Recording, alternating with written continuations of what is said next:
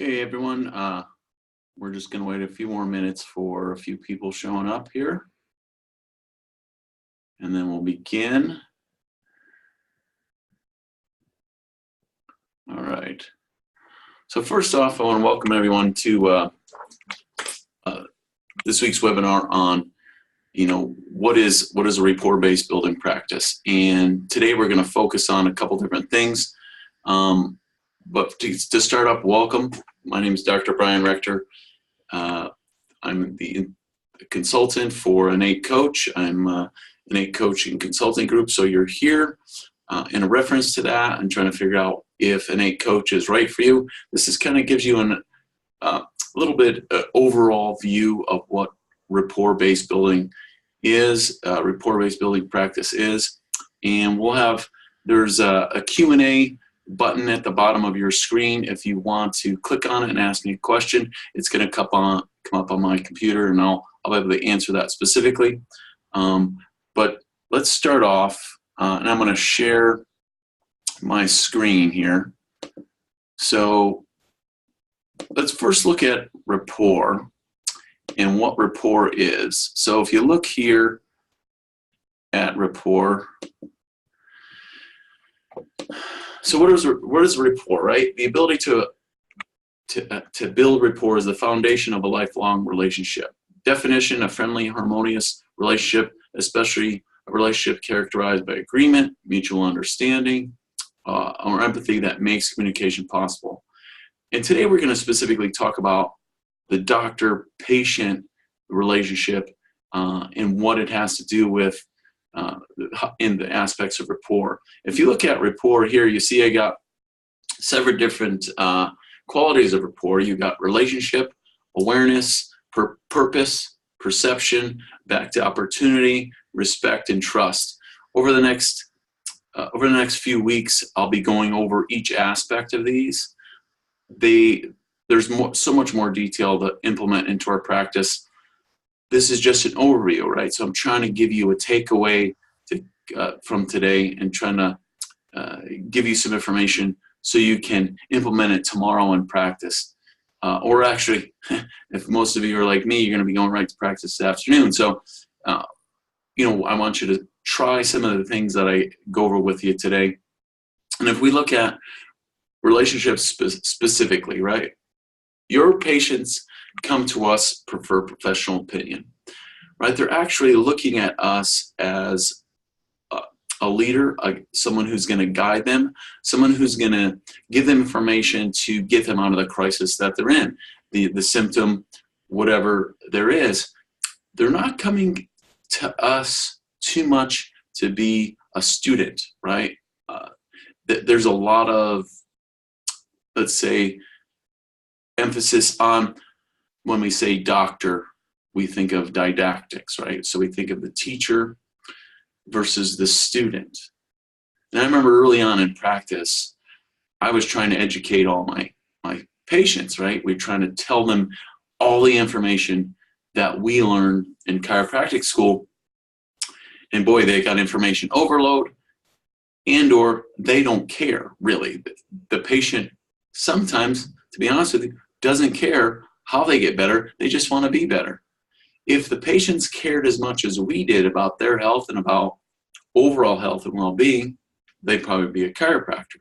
Now you're going to have an instance where you're going to meet a patient that is interested as much as health as you. Maybe you have an acupuncturist like I do as patients, yoga instructors, exercise physiologists, medical doctors, right, that come in. And yes, they're interested, but they still don't want to know necessarily all the detail. So we got to make sure when we build a relationship, we're coming from a place of doctor-patient relationship. We're going to go over that right next. So again, we're going to go over relationship today, awareness, purpose, perception, opportunity, respect, and trust over the next few weeks. You'll get an email, let you know when the next webinar is. Feel free to obviously sign up for it. They're free webinars. This is information that you can implement immediately, take advantage of the free information. This is stuff I wish I had early on in practice. So let's stop the screen here and go to this here. So when we look at relationship, the doctor-patient relationship specifically, we have to understand that this patient has needs, right? The doctor wants to share the information, give it to the patient, and we expect them to just, take off and go, which, as we all know, they don't do, right? So we have to give them the information in a relationship, and let's go over a few relationships. So, early on in practice, I think we struggle, right, to get patients. We want to know, we want to hold on to every patient we get, and we get caught in this. We get caught in the friend relationship, right? Friend to friend. And we try to be friends with every single one of our patients, and we find out that, boy, that this doesn't work. I don't know how many of you have your friends come in to your practice, and family, friends, they're the ones that follow our guidance the least, right? They're the ones that follow the information we want to share with them the least. So the friend-friend relationship is not, it's a harmony, balanced relationship. It's not necessarily, there's no law of fair exchange. I'll get into the law of fair exchange a little bit later on in some of the webinars, but there has to be a law of fair exchange here. If I'm giving a ton of information to a friend, the friend has to give that back. That's the simple law. There's a balance here. When we're taking on the friend of a patient, there's no balance, right? We're giving information, and the friend-friend relationship doesn't work in this instance. Like I said, the friends don't follow our guidance that well. So I'm going to put a big no here, right? There's no friend relationship. You can become friends. There's some, you got to worry about HIPAA guidelines and all these other things with patients, but the friend-friend relationship can be very confusing. So a lot of times when I visit doctors, I see the doctor trying to be a friend with every single one of their patients, talking about the weather, talking about today's sports. They're coming to us. They're paying us money. So we want to stay focused here. I'll get into a little bit more. So if we look at another level of friendship, another level of the relationship, right? We got this one. We're the teacher, right? Are we a teacher? Well, are they a student? That's my question to you. If you want to be the teacher, are they a student? Most of the time, no. They're not coming to us to learn on a certain subject. In fact, let's think about this. How many of us love every single one of our teachers that we had, grade school through high school? There might be one or two, right, that you liked, there was more than this student-teacher relationship. But in this instance, this relationship, we're force-feeding the information here. We're giving them all this information. And we get called overload, right? We get the patient looks at you, and they become overload. When you give them a bunch of information, you can see the light bulb kind of go dim above their head, right? You can grasp that they're not getting the information. We did this little study in chiropractic school when I was in there. I won't tell you how long. It was a long time ago. And we would give the patients information, and they would just sit there and nod their head. Yes. And we'd even ask them, do you understand? And yes, yes, yes.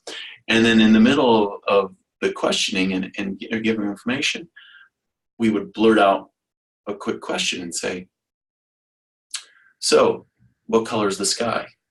And as they were saying this, and we were giving them all information, we'd say, hey, so what color is the sky? And they'd say, yes, yes. They were becoming overload with the information. We're talking about subluxation. We're talking about subluxation, the detrimental effects of the nervous system, how your body doesn't run well, innate intelligence. We're doing all this, giving them all this information, and they were just complete overload. Here's the thing when you got to realize about overload with a patient. When we give them too much information, when people become confused, they don't buy, right? They don't purchase anything. In fact, and everyone has experienced this. When you're confused, you don't move. You become still, or you try to run. You try to go the opposite direction because it doesn't feel right when we're confused. And when we confuse our patients in this relationship, the teacher-student, they become overloaded. Like I was saying earlier, they don't want to. Some of our patients don't really care about all the different information we want to share with them. So we got to make sure that they hear what we're trying to tell them. Let's look at the next one. Right? If we go here,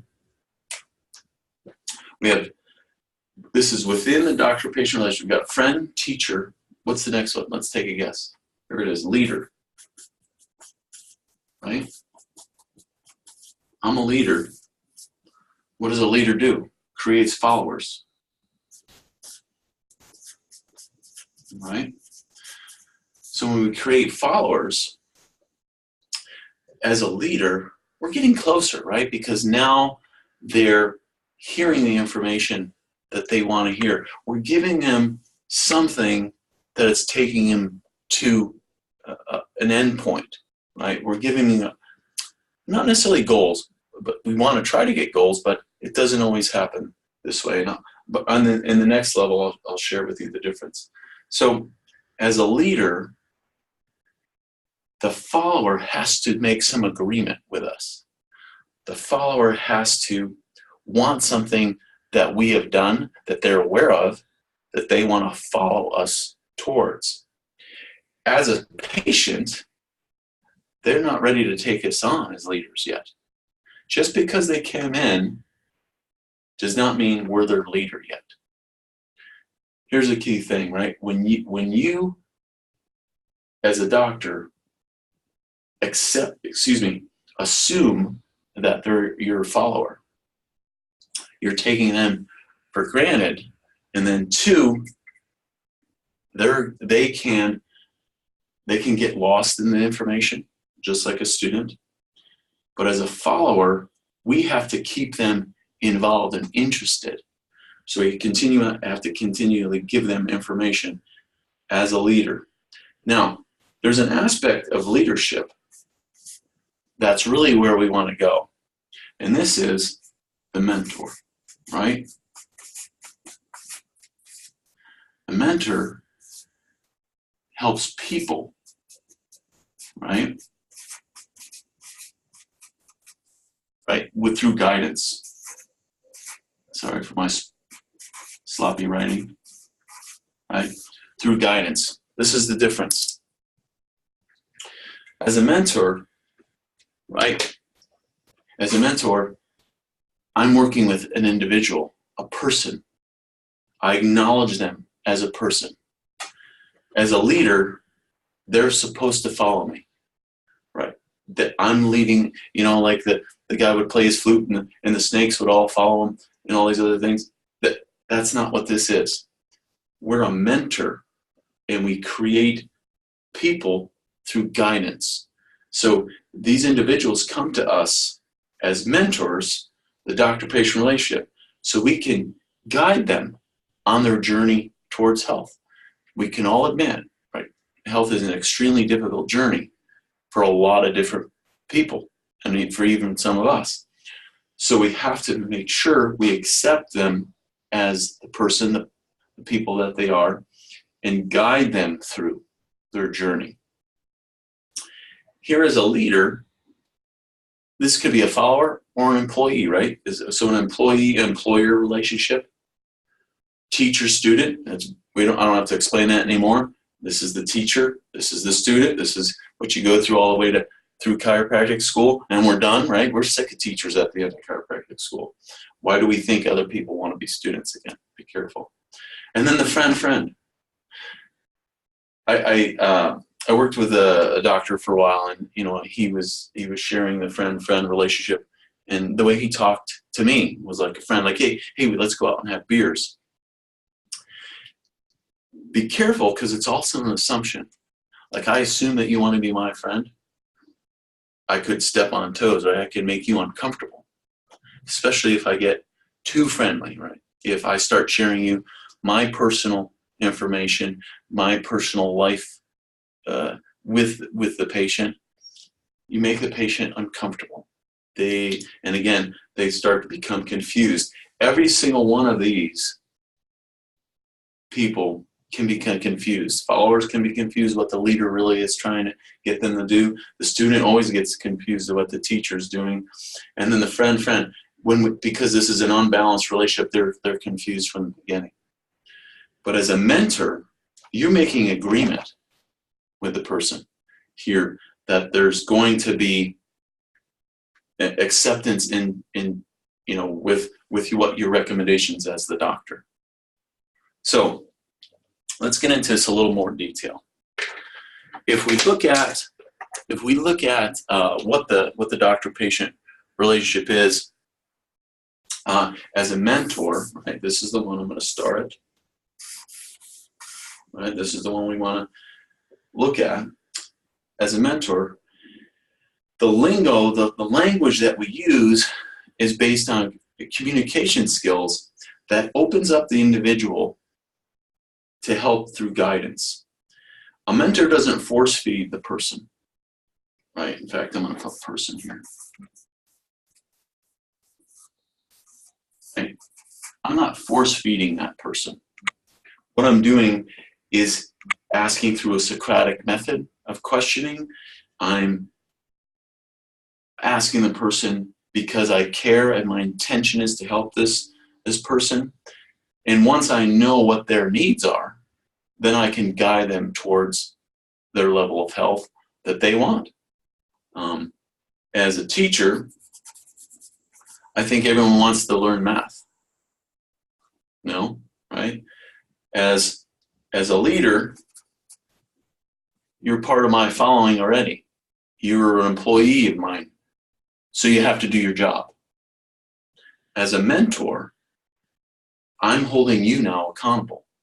There's some accountability and responsibility over here placed on this person. So the relationship is, in some ways, when I work with a bunch of chiropractors, there's a lot of guilt that the chiropractor has. That, as a doctor, we take on the responsibility of the patient to get better, or the responsibility of the patient to follow through with their care plans, or the responsibility of the patient to come in, or pay their bill, or to come in 3 times a week. That responsibility for the doctor ends up in overload for the doctor. By being a mentor, we're already finding out what their needs are. And, through a series of other things that we do, what I teach and in the office, which we'll go over on the next couple videos, we want to establish that. So let's get some examples. So when I go into the exam room, when I'm working with a patient on the first visit, first off, my CAs do all majority of the exams. But when I go in to do my part of it, my chiropractic aspect of a palpation, find the subluxation, when I do that part, the first thing I'm doing is understanding where the patient's coming from. So I can establish the relationship. My CA, when she goes into to do her part of the consultation, she's going to discover what the patient's needs are. She's going to find out all the history, all the facts. And then she tells me all those facts about the symptoms, the pains, the aches, the overall health, however they explain it, their words, to be exact. She's going to explain it to me in their words, what they said. So when I go in, I explain that information back to the patient in a story form. And within that story form, it sounds something like this. So Louise, 3.5 weeks ago today, you were diving for a volleyball. You separated, your arm was out, you were diving for a ball, and you felt a pop when you landed on your arm. that arm is now going, excuse me, that pain is now going up into the neck, it's creating some headaches. You've never really had this pain before. You have had a history of issues with headaches when you were younger. They've now gone away. And today you're coming in because you've tried 5 or 6 different things. And, I'm your last resort. Or, who you work with, Joe, who you work with, referred you in, and he said that you were great, right? So, right? Or I was great. You guys know where I'm going with that. So when we repeat it back to them with their words, so I want to make sure I'm using their words. And again, we're going to go over a little bit more detail on that. And in fact, if any of you on the webinar would like more information about this at any time, please email me, Dr. Brian at innatecoach.com. I'll feel, my goal is to help as many chiropractors as possible become successful so we can spread chiropractic throughout the world. I mean, we got to continue to push forward as chiropractors for sure. So feel free to give me an email with any questions. Let's get back to this for a second. So when we're dealing with the mentor-person relationship, then I said earlier, we want to ask for permission to work with this patient. When they accept that, it has to be verbal. It can't be a signature. It's not on your HIPAA guidelines. It's not on the patient forms. No, it has to be a verbal, eye-to-eye confirmation that they want to work with you. It'll be phrased something like this. So, Louise, with your history and exam and x-rays and everything that we found out about you, I believe that I can help you today. And I believe that moving forward, I think you're going to be able to be healthier than you ever thought you could be. And I just want to get your approval, your acceptance to take care today. So before I do anything, I want to know, Louise, are you willing to go through care? Are you willing to start care today? They have to say absolutely yes.